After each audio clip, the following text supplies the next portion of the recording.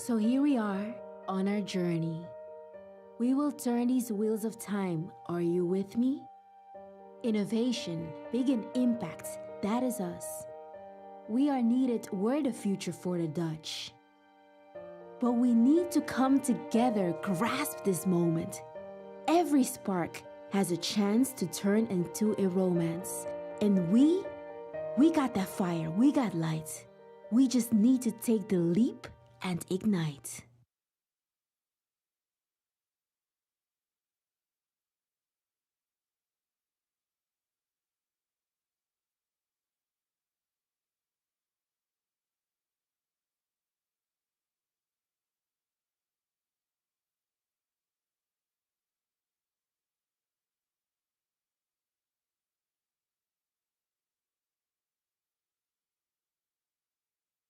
In terms of thinking bigger, but also paying it forward and giving back. And I'm also looking forward to your contributions from your experience into the panels later today. So yes, at the same time, let me, on behalf of the Techleap team, welcome everyone here. We need all of you, whether you are a founder, investor, a university policymaker, incubator, we need all of you to think with us today and think bigger and help us grow. Yes, and a warm welcome to everybody. We all, of course, wish that you were here with us, but thank you for being here digitally. And we're really hoping to make this as interactive as possible. So we've set up a number of connectivity tools in the platform. You should be able to have a Q&A functionality, polling. So already, please feel free to introduce yourself in the chat. Let us know what you're excited to talk about, what you're expecting from the report insights today. And I am already really excited to get to it because we've got quite a number of exciting, experienced stakeholders to join us. But why is now the time? Can you just share with us a little bit what the urgency is to talk about Dutch tech at the moment? Well, it's great actually this morning that Sifted launched a Zoom report on the Dutch tech ecosystem, really showing where we're doing great, where we're outperforming, but also where there's areas for improvement. It comes at a time when we have a relatively new government with clear plans or clear ambitions. At the same time, how we get these ambitions implemented is sometimes a challenge. And we think that tech plays a key role. And a lot of CEOs also of tech companies and experts have given their view on how do we approach this together. And I think that's a key thing to discuss today and bring to the panels and see how we can make it concrete and actually make it grow bigger. Yeah, I'm so excited to dive into it. I have a sneak peek because I've seen some of the content, and I know that there's really a lot to chew on today. So I'm so excited to already have start these panels, and also to reconvene after the summit and hear your thoughts and share a little bit of reflections on the day. So, shall we get to it? Yes, we shall. And so first of all, yes, indeed, like you, looking forward to all the insights on where we stand today, how we compare to the EU, overall peer countries in developing our tech. And at the same time, it's also, let's not further wait and let's get to it. And I would say the floor is yours. Great, I'm ready to go. See you soon. Let me take you to the next chapter. We cannot spectate. We cannot sit on the sideline. We cannot follow their guidelines. We need to act. We need a plan that's impeccable. We are the best of all. We need to think about capital, spending our resources, join forces, stay on course, and break down doors. Only then will we reach for more. Because honestly, we are in a race. That's why we need to innovate.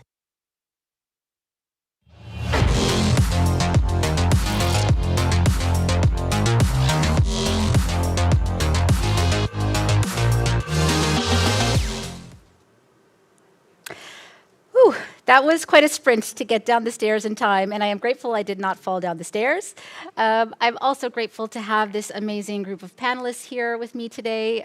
We have a lot of reflection today to talk about on the state of Dutch tech, and we've got, I've invited a few really experienced leaders to join us in this discussion, and I'd love to introduce our guests. First, I'll start with Janneke Nieset, the founding partner of Capital T, serial entrepreneur, angel investor, all around amazing person.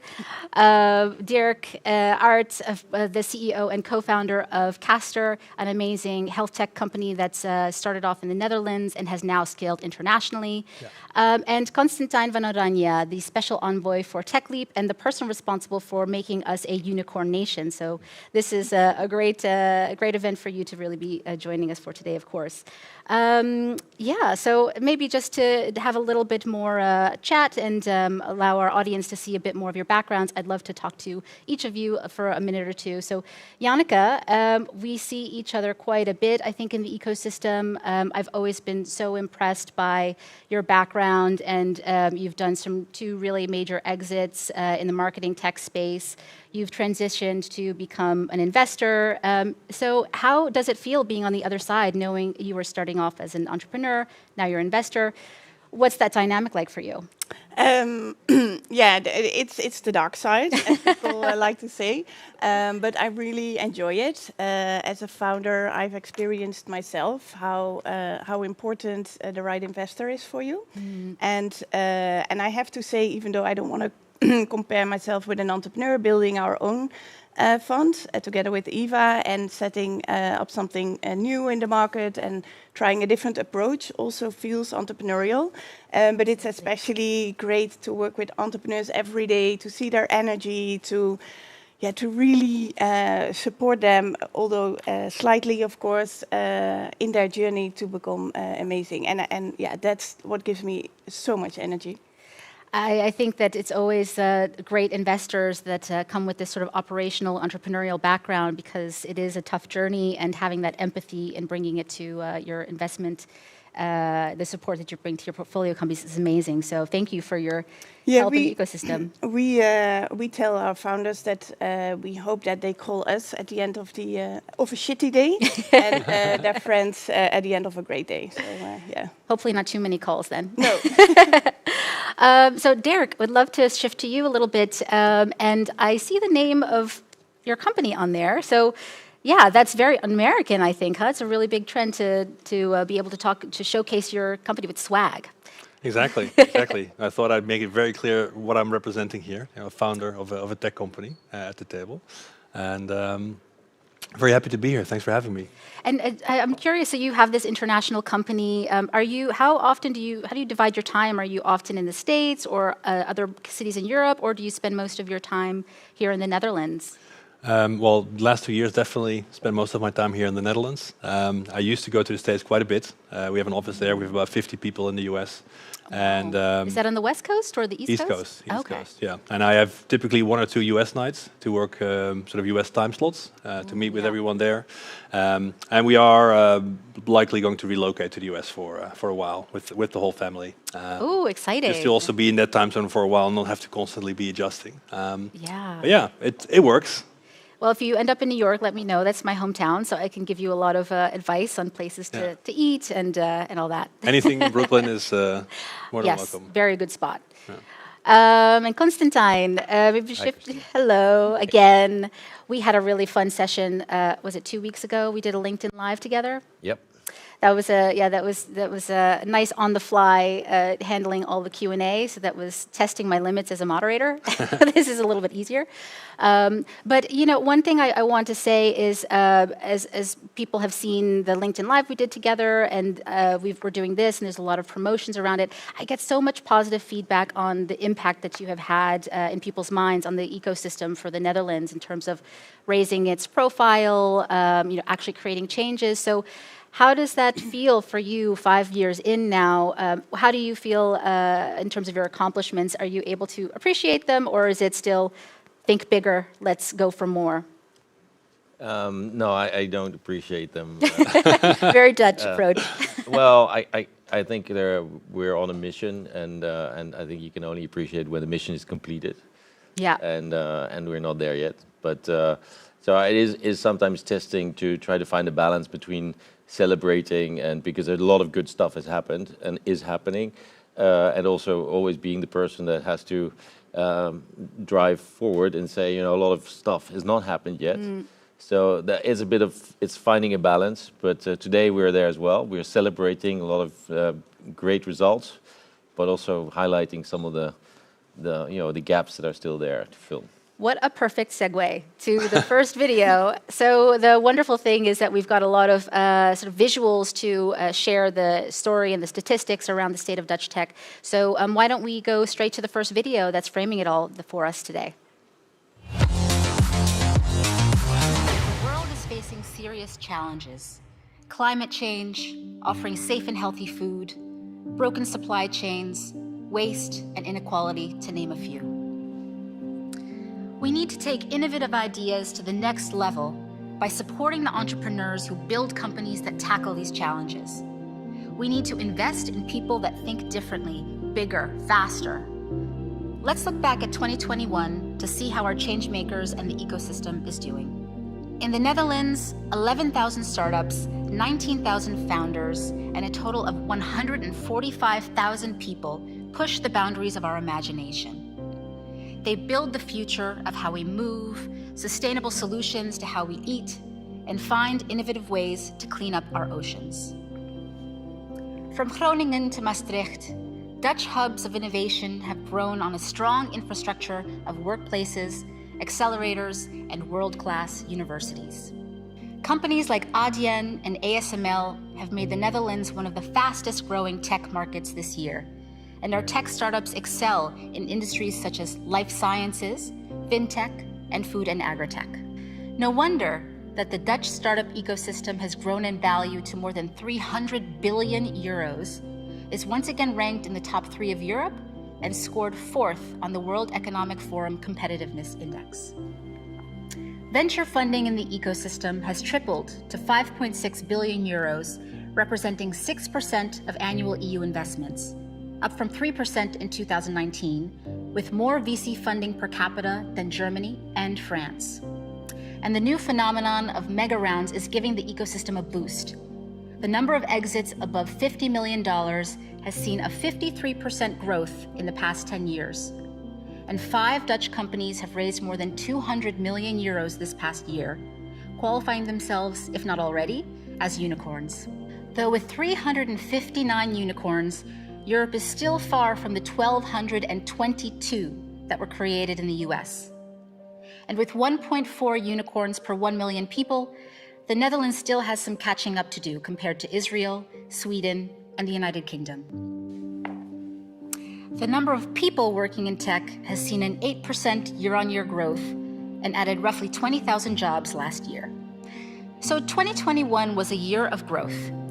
Now it's time to get the flywheel of the Dutch startup ecosystem spinning. As the data reveals, only 21% of Dutch startups convert into scale-ups, lagging behind other European countries, which collectively fall short of the 60% conversion rate in the United States.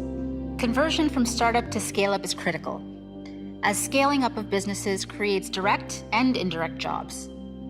With adequate funding, it's time to be bold and take risks. That can lead to mistakes, but those lessons learned should flow back into the ecosystem, resulting in more successful businesses. And this is key because when we share exits fairly among founders, investors, and employees, a new and bigger pool of ambitious and experienced founders is created, as well as possible new angel investors that together bring forth the next generation of startups. And so on, together growing a more inclusive and connected tech economy. Let's dive into the 3 urgent priority topics that need an extra push: culture and people, funding gaps, and the opportunities in deep tech. Wow, that's a lot to unpack during this discussion in a somewhat limited time. But basically, it's exactly as you said, Constantine, give ourselves a pat on the back for a job well done in 2021, but it's now time to really kick things into gear in 2022 to think bigger. So for me as an American, this message really resonates quite well. I actually even have a sweatshirt with the word ambitious on it. It's one of my favorite sweatshirts. So maybe I'm a little bit biased, but I think that this is the right message at the right time. But Constantine, would love to hear your thoughts and sort of framing this from an ecosystem perspective. Yeah, so in the end, it's all about the entrepreneurs. And if the entrepreneurs think big, then they can get capital from beyond the Netherlands. So it's capital won't hold you back. whatever the government does is really important, but in the end, it's the entrepreneur. So thinking big is a big issue. The Netherlands is most of us are relatively modest, also the entrepreneurs.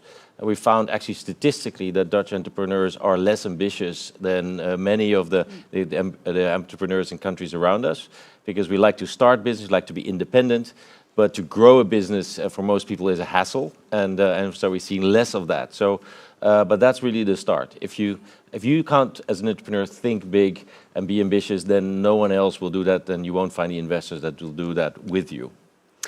I'd love to pick up on that, the sort of framing the Dutch founder profile. Janneke, you're an investor in early stage companies, and you invest in the US and across Europe. How would you characterize the Dutch founder, and are there any ambitions? How would you compare the ambition level, let's say, of a Dutch founder versus international founder? Yeah, I don't think there's such a thing as a Dutch founder. They come in very different shapes and forms, and there's experienced founders and inexperienced founders, and there's big differences between them.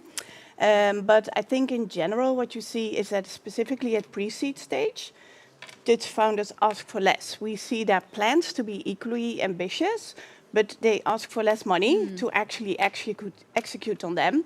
And I think that's where a big problem is, because to raise a good seed round, you need to have certain proof points. Yeah. So if you don't ask for enough money at a pre-seed stage, you won't get those proof points, and it will be so much harder to raise a good seed round. So in my opinion, Dutch founders should ask for more money at pre-seed stage and match their ambition with the capital that's necessary to make those ambitions happen. That is such a really insightful thing to say, I think, and for the founders in the audience to really take in a little bit, that there is this risk if you're not ambitious enough and not thinking through actually the capital that's going to be required to get you to the next proof point, that you really are running vulnerable to, Yeah, and I do have to say, though, that in general, there's not a lot of investors in the Netherlands at pre-seed stage, and some investors tend to say to founders that they should raise less money, which I think is really wrong, bad advice. So I would recommend founders, if they can't find the right ambitious level at the investors in the Netherlands, then find it elsewhere. It's a topic that we're also going to dive in a little bit deeper in the next segment. But overall, yeah, that's an amazing takeaway for a lot of the founders in the audience. And I'd love to shift to Dirk, because you are a founder from the Dutch tech scene. You have successfully raised $45 million in just the summer last year. Yep. You started off in the Netherlands. So how do you react to this approach of thinking bigger, being more ambitious? How do you take that in? It's honestly one of my favorite topics to talk about, because I speak to a lot of starting founders here, and I think very often what I see is that people are really happy and sort of satisfied when they are doing well in the Dutch market. But I vividly remember when we had a lot of traction in the Dutch market, and we're thinking, what's next? And this is actually going to be a problem. We need to think big. And so I think it's really important that we understand that the Netherlands has an amazing infrastructure and support system to grow great startups, but we need to really see it as a launching pad and not a sort of the only market to conquer. So my advice would always be, whenever you think your business plan, use the Netherlands for what it's great for, to prove your product market fit, for example. But what do you think already very early on, maybe even in pre-stage stage, what is the story after that? How do I go to the US, I think is often what you should consider, but maybe other European countries. How is this business going to be, $1 billion business? It's probably not going to happen in the Netherlands. And so if you have that plan, you have that story, you can go to investors outside the Netherlands. I mean, if we're not willing to put the money in, then bring others in. Like a great business plan that is thought through with a strong approach, a strong team, will successfully raise money. So indeed, think big. Create a business plan that extends beyond these borders, and leverage what you have here for what it is. But don't get confused that you can actually build $1 billion company in such a small economy. Yeah. And also the I mean, the investors also choose the investors that don't demand that you first conquer the Dutch market. Yeah, You I know, think that's important. because that often happens. So well, first, grow in the Netherlands. First make a return. Become cash flow positive, and then we'll see further. That might already kind of put you on a trajectory which no longer positions you for growth. And I think that actually happens relatively often. I've experienced it myself, and I've also, like you, Derek, mentored a lot of other startup founders. And I often hear that there is this pressure to exploit the Dutch market, to focus on profitability. And I think that's a mindset shift that the investors, present company excluded, should really take on board in supporting and facilitating that thinking bigger and more ambitious. I mean, are you building a lifestyle business or are you building a unicorn? I mean, Right, those are right. very different things. We're right? building unicorns. Like if you here, want passive income, then the Dutch market is great. But if you really we're not against profitability, of course. That's really important that you become profitable and that you have a serious underlying business. But balancing it. But a it's bit also with growth. it's when you want to focus on that, in opposing to focusing on growth. Yeah, it's a journey. We will also talk about this more. You're doing a breakout topic on how to be competitive as a Dutch investor, so I think that's perfect for a deep dive. And we also have some more videos explaining, so the biggest challenges and opportunities within the Dutch tech